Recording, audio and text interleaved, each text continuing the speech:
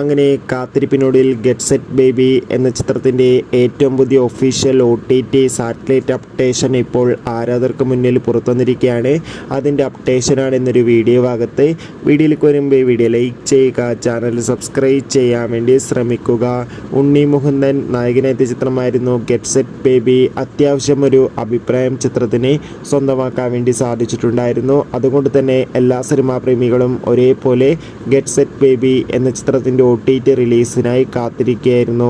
Finally get set baby എന്ന ചിത്രത്തിൻ്റെ ഏറ്റവും പുതിയ അപ്ഡേഷൻ ആരാധകർക്ക് മുന്നിൽ പുറത്തുവന്നിരിക്കുകയാണ്.